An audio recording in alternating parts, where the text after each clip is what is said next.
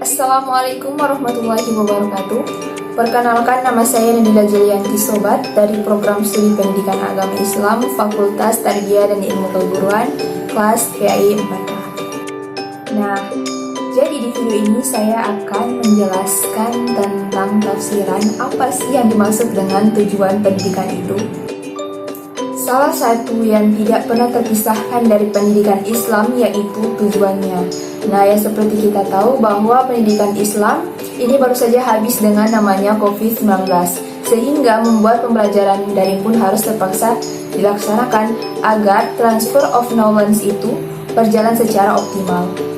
Padahal ini bukan karakteristik dari pendidikan Islam, sebab pendidikan Islam mengandalkan satu pertemuan antara guru dan murid, sehingga keduanya memiliki ketersambungan atau sanad terhadap ilmu tersebut. Nah, mari kita simak firman Allah yang terletak pada Quran Surah Taha ayat 2-5 yang menjelaskan tentang apa sih tujuan pendidikan itu.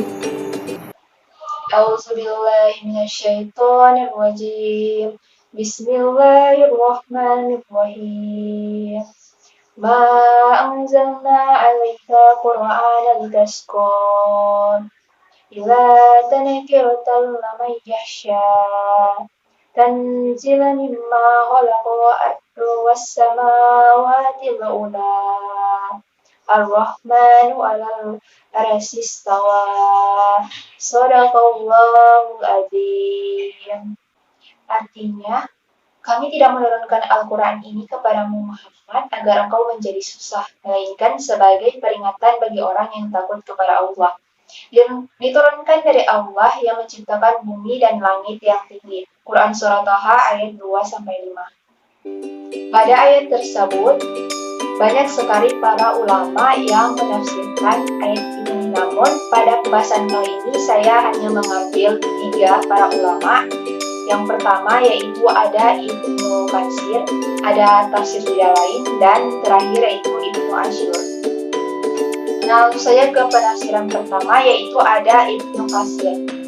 Dia mengatakan bahwa asbabun nuzul ayat ini yakni Jawabir telah meriwayatkan dari Ad-Dahhak bahwa ketika Allah Subhanahu wa taala menurunkan Al-Qur'an ini kepada Nabi Shallallahu alaihi wasallam beserta sahabat dan pengikutnya, tidak lain adalah bertujuan agar tidak menjadi susah alias bahagia hidupnya. Maka turunlah ayat ini sebagai penegasan akan hal tersebut.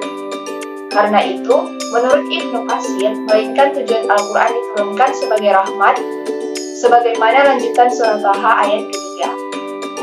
Kemudian ada tafsir Jalalain. Ditafsirinya ialah, dengan kami tidak menurunkan Al-Quran ini kepadamu wahai Muhammad, supaya engkau tidak letih dan payah dikarenakan apa yang engkau kerjakan setelah Al-Quran diturunkan, sehingga mengharuskan engkau mendirikan sholat sepanjang malam tanpa berhenti.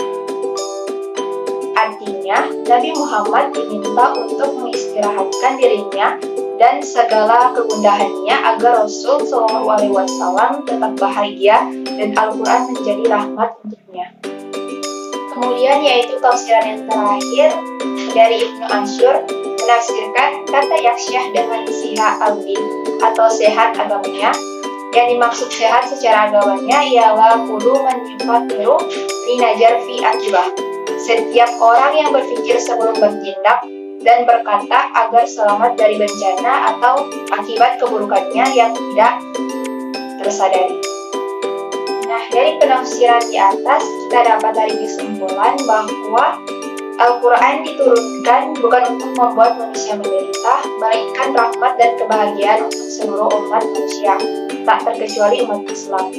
Sama halnya pendidikan dapat ditafsirkan dalam konteks ini, yaitu tujuan adanya pendidikan Islam adalah untuk mengoptimalkan potensi peserta didik agar menjadi pribadi yang salih dan akram.